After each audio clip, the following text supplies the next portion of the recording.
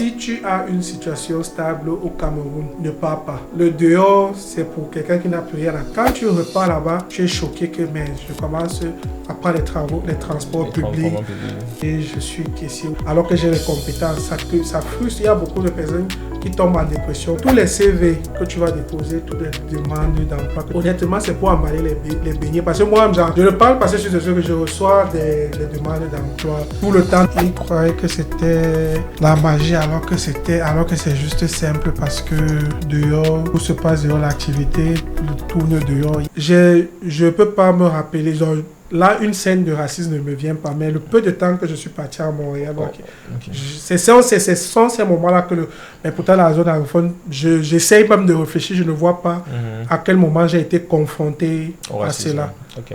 D'accord, je vois. Donc, juste, comme j'ai dit, le conseil, préparer juste son plan B.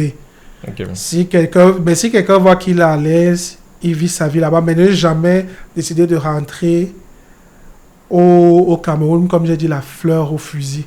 Si tu rentres, même si tu as lancé une activité, ce n'est pas dès que tu as lancé que tu reviens.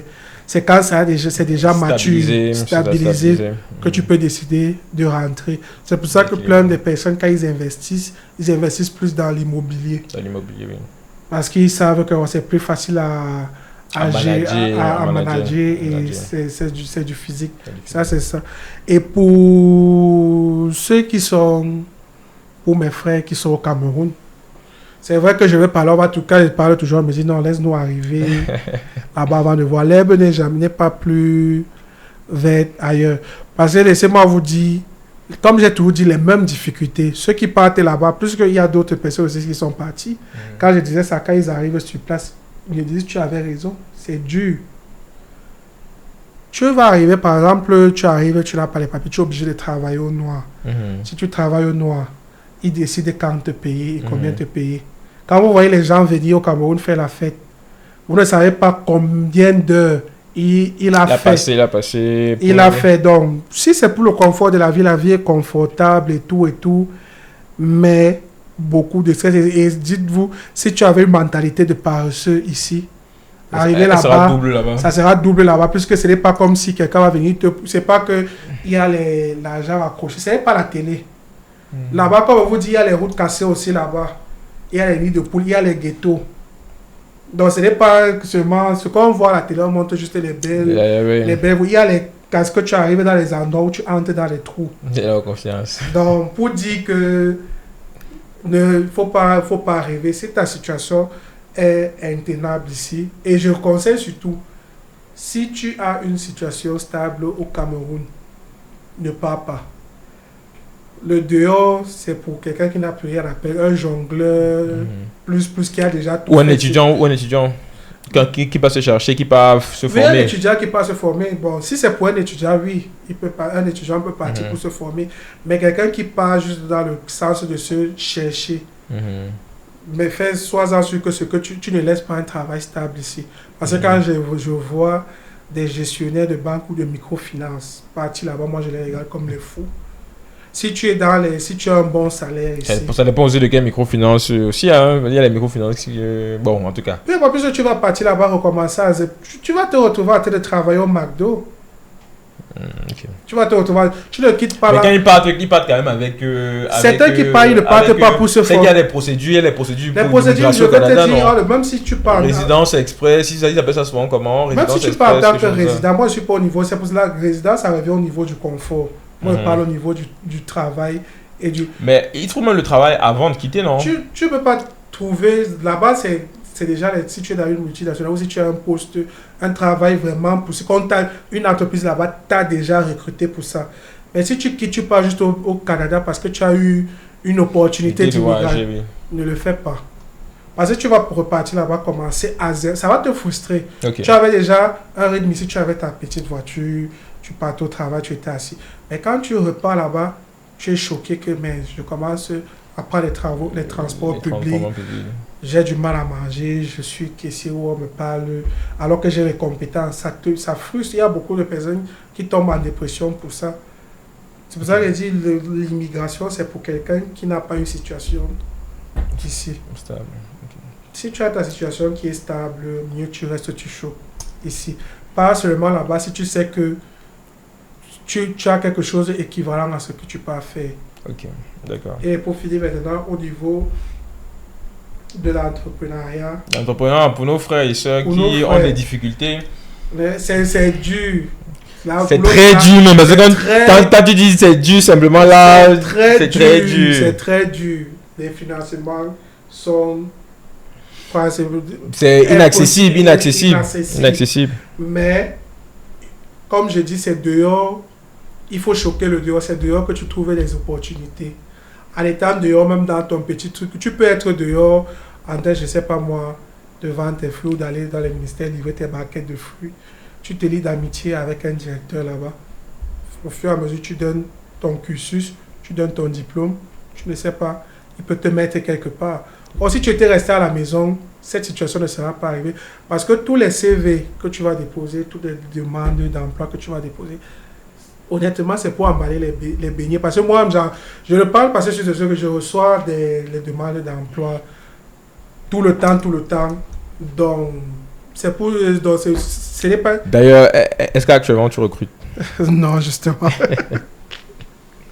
C'est justement... Dommage, les gars, dommage. C'est où je voulais justement arriver. Dans le recrutement, c'est plus le réseautage. Quand un poste se libère, on sait déjà qui va le remplacer. C'est très difficile de voir quelqu'un qui vient en externe pour remplacer un poste qui est déjà là. Donc ça veut dire que tu encourages le népotisme alors? Pas le népotisme, je prends par exemple en comptabilité. Okay. Si tu veux remplacer par exemple ton poste en comptabilité, tu ne vas pas prendre quelqu'un qui vient à peine de sortir de l'école, il ne connaît pas encore les procédures. Tu vas prendre quelqu'un qui a déjà travaillé en comptabilité. C'est l'expérience. Tu fais un recrutement, non? Le recrutement, c'est ça que je dis, tu vas recruter quelqu'un qui a déjà eu. C'est pour ça qu'il y a l'expérience. Non, tu as dit le réseautage. Ou bien. Je dis le réseautage. Quand je dis réseautage, c'est quoi? C'est-à-dire qu'en gros, avant même que le poste est libre, tu sais à qui tu vas prendre alors? Pas que tu sais qui tu vas prendre. Tu vas appeler. Qu'est-ce qui se passe par exemple dans les postes, même plus que moi, on m'appelle. Quelqu'un va t'appeler. Est-ce que tu connais quelqu'un qui fait dans ça?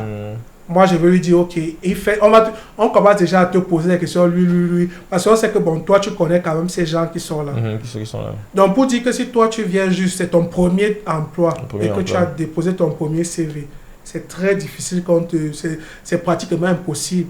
Parce qu'il va te prendre en comptabilité. J'ai pris l'exemple, j'avais dit ça, par exemple, à un ami qui faisait de comptabilité à soi. Il m'a dit non, tu peux venir. Je dis que non, si toi tu viens, c'est que le business, c'est le business, c'est pas l'amitié. Si tu arrives, tu vas pas me faire couleur marché. Il dit que non, il n'y a rien qui puisse me dépasser et tout. J'ai le master à l'école. Je lui ai demandé, j'ai posé un peu que qu'est-ce qui se passe lorsque tu reçois une facture? J'ai posé, il était perdu, il ne sait pas qu'est-ce qu'il faut faire. Tu vois déjà que toi, tu te retrouves en train de devoir former cette personne qui va te faire beaucoup d'erreurs. Or, toi, tu dois courir avec tes choses. Je lui ai dit que tu vois que là, il dit que explique un peu comment tu fais. Non, quand j'étais posé comme ça, c'est à toi de me dire, je vais faire ceci, je vais d'abord partir enregistrer sur le site des impôts, je vais aller à la CMP, je vais aller aux impôts, je vais faire ci, je vais aller timbrer. Donc c'est à toi de me dire tout ce. Ce n'est pas encore à moi qui fais déjà le travail de venir encore te dire comment tu fais ton travail. C'est pour ça que je dis toujours, c'est pour ça que ça revient toujours. Même si tu peux avoir un stage pour savoir comment un travail fonctionne, fais d'abord. Là, ça va te dire, parce qu'il y a beaucoup de personnes qui ont des postes qui ont été autodidactes. Ils sont arrivés dans l'entreprise. Ouais, ils ont appris sur le terrain. Et c'est comme ça que ça se passe. Okay. Et aussi, ça c'est le point pour vouloir. Il faut aussi penser business. Arrêtez de. C'est vrai que le gouvernement est ce qu'il est, mais arrêtez de croire que c'est le gouvernement qui va vous sortir. De la précarité, de la condition difficile. C'est chacun qui se bat à son niveau. Et c'est de bonne guerre. Si nous, on était à leur place, on cherche à être à l'aise et à ce que la famille soit à l'aise. Donc là, c'est du genre qu'à ton niveau, à ton petit niveau, ne rien simplifier. Okay. Ne rien simplifier. Si tu arrives à avoir quelque chose qui te permet de sortir de la maison, sors de la maison. C'est dehors que tu as les opportunités. C'est dehors que le monde... C'est dehors que tu comprends. Par exemple, je vais prendre l'exemple avec mon ami actuel. Comme moi, je suis plus à l'imprimerie. J'ai un ami que j'ai mis qui me gère plus le pressing. Okay. Lui, maintenant, il me dit merci qu'il s'est mis du côté. Il comprend des choses qu'il ne comprenait jamais. Il voit des opportunités que il me dit que j'étais à la maison, je ne savais pas. Donc il y a une certaine démystification qui est arrivée. Il croyait que c'était la magie alors que c'est juste simple parce que dehors, tout se passe dehors, l'activité tourne dehors. Il y a les gens qui ont besoin de quelque chose là dehors. Il y a les business qui se font dehors, même qui ne concernent même pas ce que ton domaine d'activité. Donc, et pour finir, donc, je dis toujours donc, à tout le monde de ne pas d'avoir, c'est vrai que ce n'est pas facile, c'est très difficile surtout. Ravi que tu aies suivi la vidéo jusqu'ici, n'hésite surtout pas à t'abonner afin de ne pas rater les autres vidéos qui vont sortir tout au long de la semaine et la vidéo intégrale du podcast sortira ce dimanche. Quand tu t'abonnes, il y a la cloche de notification qu'il faut cliquer dessus parce que YouTube souvent fait l'erreur de ne pas montrer nos vidéos directement. Donc, quand tu cliques sur cette cloche-là, automatiquement, tu vas recevoir toutes les notifications. Il y a d'autres vidéos également qui sont sorties, qui parlent de différents sujets, mais tout autour de ce que nous faisons réellement sur cette chaîne-ci, c'est-à-dire parler d'investissement, de business et aussi de gestion de patrimoine. Donc, si c'est des sujets qui t'intéressent, donc que tu sois au Cameroun, en Afrique ou dans la diaspora, avec mes équipes, on te proposera les meilleurs véhicules d'investissement à la bourse, dans des projets innovants, des produits de crowdfunding, un peu comme style Tontine ou plusieurs personnes peuvent se réunir pour financer un projet et ensuite avoir un suivi de l'évolution du projet et des retours sur investissement et dans plein d'autres véhicules d'investissement comme ça que tu pourras découvrir au fur et à mesure